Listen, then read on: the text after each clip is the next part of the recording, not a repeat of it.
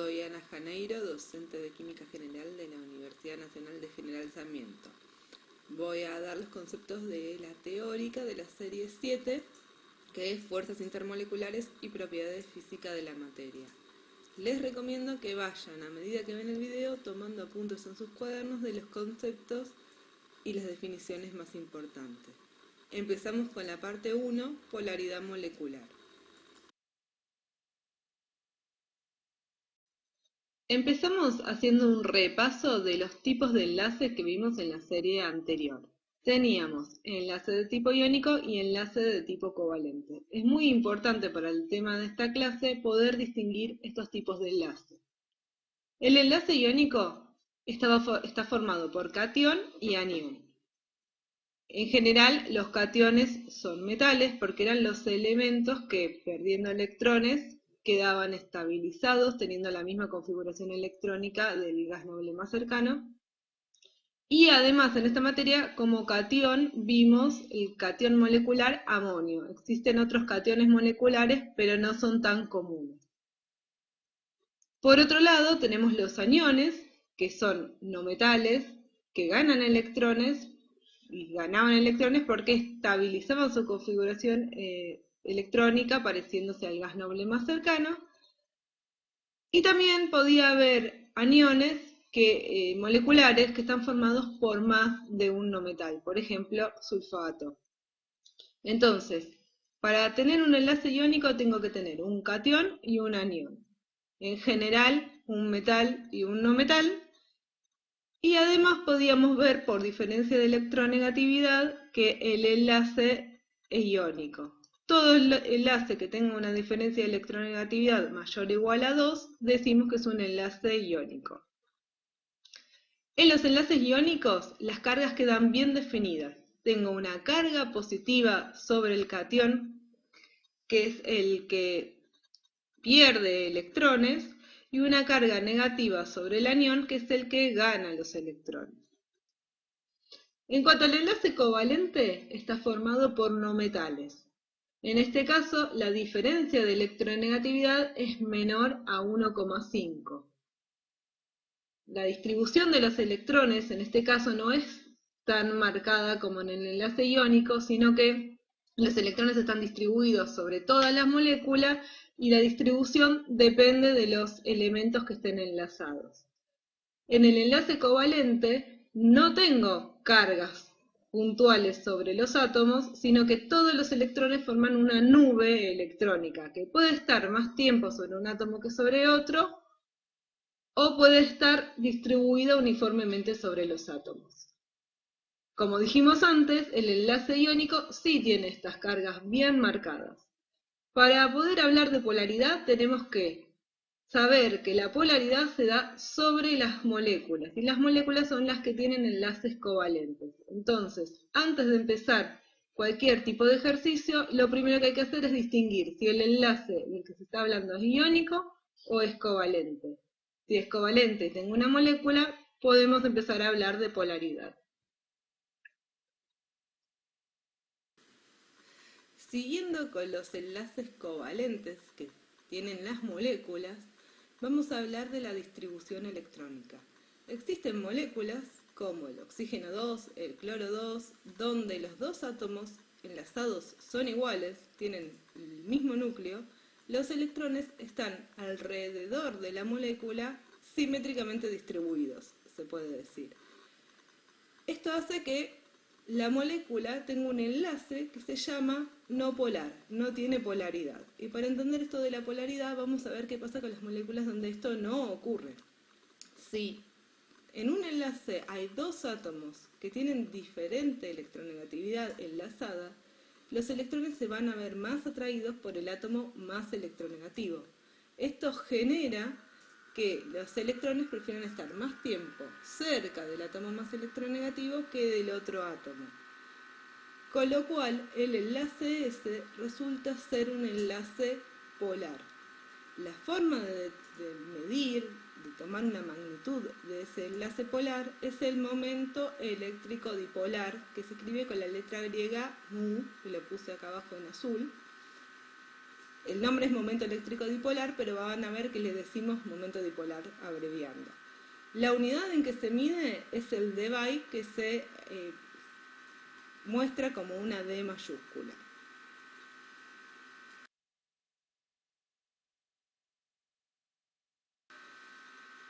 Veamos el tema de la polaridad con un ejemplo. Tenemos la molécula de ácido clorhídrico y lo que queremos hacer es determinar si su enlace es polar o no. Entonces, lo que tenemos que hacer es analizar cómo es la molécula. Tenemos un átomo de hidrógeno enlazado a un átomo de cloro. Si miramos las electronegatividades, la del cloro es 3,2 y la del hidrógeno es 2,2. El cloro es más electronegativo, por lo cual los electrones se ven más atraídos hacia el núcleo de cloro. Por eso, acá lo estamos representando con esferitas y ponemos una letra, que es como una delta minúscula, con un menos al lado. Eso quiere decir que hay una densidad de carga negativa sobre el núcleo del cloro. Y sobre el núcleo del hidrógeno queda una densidad de carga positiva. La diferencia de electronegatividad me da 1, y al ser más electronegativo el cloro, represento el momento eléctrico dipolar como un vector. El vector es la flechita negra que estoy dibujando abajo, y estoy diciendo que el momento de este enlace es diferente de 0. En esta materia no vamos a calcular los momentos dipolares, sino que vamos a determinar si son iguales a 0 o distintos a 0. Son iguales a 0 cuando la distribución electrónica es igual sobre los dos núcleos y es distinto de 0 cuando sobre un núcleo se ven más atraídos los electrones que sobre el otro. Entonces, en este caso, como hay una diferencia de electronegatividad sobre el enlace, ese enlace es polar y su momento eléctrico dipolar es diferente de 0. Ahora, como este enlace es el único enlace que tiene la molécula, como el enlace es polar, entonces la molécula es polar. Vamos a ver más adelante que esto no es para todas las moléculas, sino para las que tienen un solo enlace.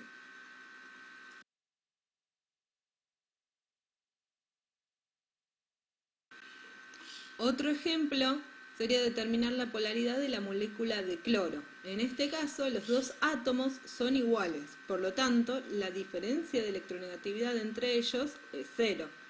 Y el momento dipolar eléctrico del enlace va a ser 0. Como esta molécula tiene un solo enlace otra vez, también la molécula es no polar. Fíjense que en este caso los electrones están igualmente distribuidos y no se genera una densidad de carga positiva y negativa. Los electrones le da lo mismo estar sobre un cloro que sobre el otro, no como el caso anterior donde estaban más sobre el elemento electronegativo que sobre el menos electronegativo. Así que esta molécula, tener iguales núcleos, tiene un solo enlace que es no polar, y al ser el único enlace de la molécula, resulta ser no polar toda la molécula.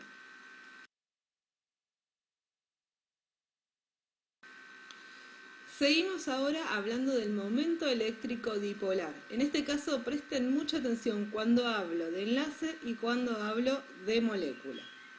El momento eléctrico dipolar, dijimos que era la magnitud con la que se medía el dipolo que se forma en un enlace polar. Un enlace polar se formaba cuando tenía diferencia de electronegatividad entre los átomos que estaban enlazados. El vector es la forma de representar esa diferencia.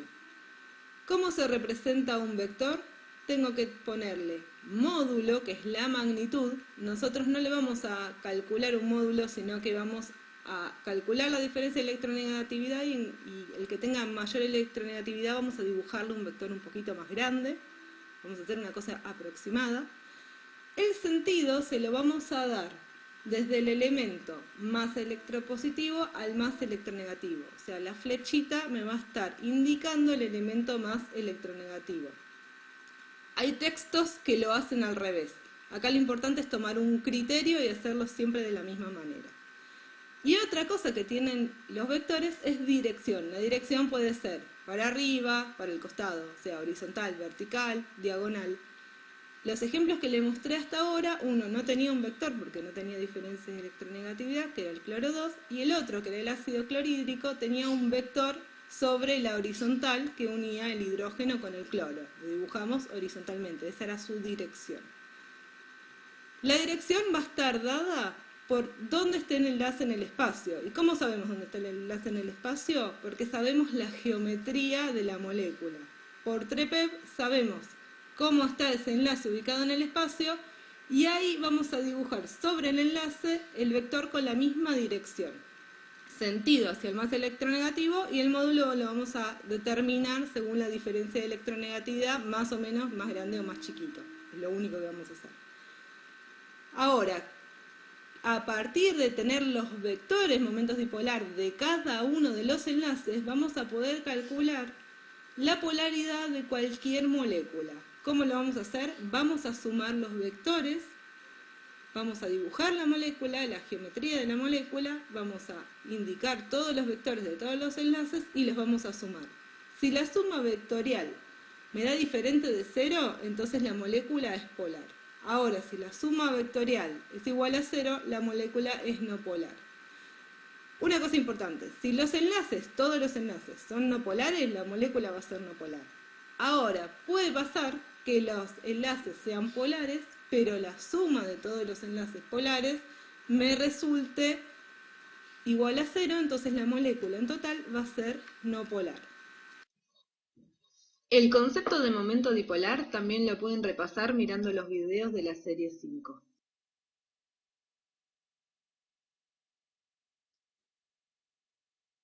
Ahora que sabemos cómo se define el vector momento dipolar, vamos a ver cómo se determina la polaridad sobre una molécula que tenga más de un enlace. Ahora le hicimos con moléculas con un solo enlace.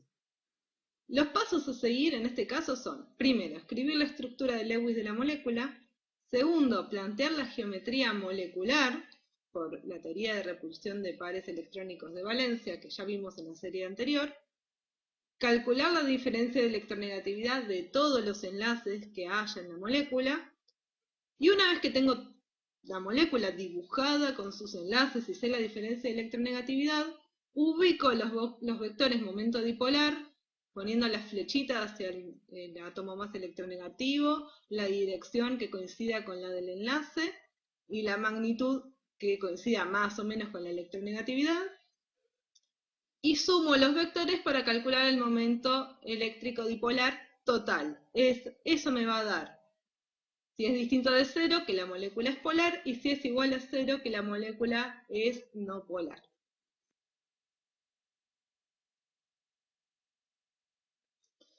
Veamos cómo se calcula la polaridad molecular con un ejemplo. Tenemos la molécula de dióxido de carbono. Entonces, primero planteo la estructura de Lewis, que me queda el carbono con 2 enlaces a cada oxígeno y después sobre cada oxígeno 2 pares de electrones. Tengo la estructura de Lewis, puedo determinar la geometría, como sobre el carbono tengo 2 zonas de densidad electrónica. Recuerden que el doble enlace cuenta como una sola zona de densidad electrónica. Entonces la geometría, que es la molecular igual a la electrónica, es lineal, con ángulo de 180 grados. Calculo la diferencia de electronegatividad entre los enlaces. En este caso tengo 2 enlaces, carbono-oxígeno. La diferencia de electronegatividad sobre ambos es 0,9. Y ahora sí, dibujo los vectores momento dipolar sobre cada uno de los enlaces. Fíjense que como el ángulo es 180 grados, cada vector va a tener dirección de 180 grados. El sentido va a ir desde el átomo de carbono hacia el del oxígeno, que es el más electronegativo. Y los dos vectores son iguales. Si sumo dos vectores con sentido diferente, pero que están en la misma dirección, el resultado es 0.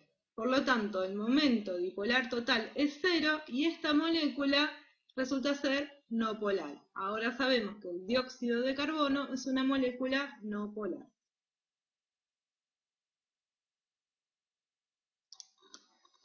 Veamos otro ejemplo un poco más complicado, que sería el del agua. Lo mismo que antes, si quiero calcular la polaridad, lo primero que tengo que hacer es plantear la estructura de Lewis. En este caso, cada hidrógeno está unido al oxígeno y sobre el oxígeno quedan dos pares de electrones libres. Sobre el oxígeno, que es el átomo central, tengo 4 zonas de densidad electrónica, por lo tanto, la geometría electrónica sería tetraédrica, pero la geometría molecular me queda angular, y en ambos casos el ángulo es menor a 109,5 grados. Si calculo la diferencia de electronegatividad de los enlaces, tenemos lo mismo que antes, 2 veces el mismo enlace. En este caso, oxígeno-hidrógeno. Entonces la diferencia de electronegatividad es 1,2. Planteo la molécula con su geometría, que es angular, y dibujo los vectores teniendo en cuenta la dirección del enlace. Entonces, en este caso los vectores tienen sentido desde el hidrógeno, que es el menos electronegativo, hacia el oxígeno, que es el más electronegativo, por eso la flechita apunta al oxígeno. La dirección está dada por el ángulo, que es un ángulo cercano a 109,5, un poco menor. Y ahora lo que tengo que hacer es sumar los vectores. Si miran los dos vectores que tienen sentido diferente, pero en este caso no se anulan porque no están sobre una horizontal, vemos que la resultante de estos vectores es un vector hacia arriba. No importa el valor de ese vector hacia arriba, pero sí que es diferente de cero. Tengo un resultado, tengo un vector resultante. Entonces, como el vector resultante existe, el momento dipolar total es diferente de cero, y en este caso la molécula de agua es polar. Es muy importante la polaridad del agua porque es la molécula que nos da vida en la Tierra, y esta polaridad es la responsable de un montón de propiedades que tiene el agua.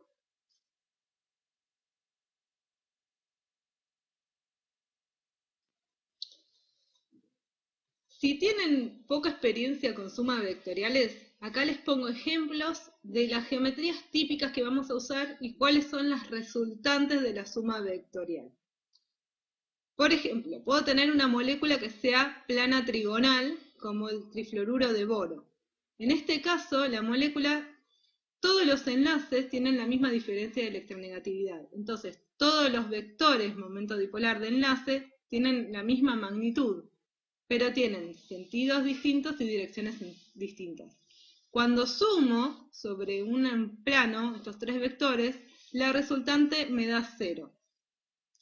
Ahora, si en vez de flúor en uno de estos tres tuviera otro átomo, la magnitud del vector sería diferente. Entonces, en ese caso, cuando uno de los átomos es diferente, la molécula resultaría polar. La suma de los vectores sería diferente de 0.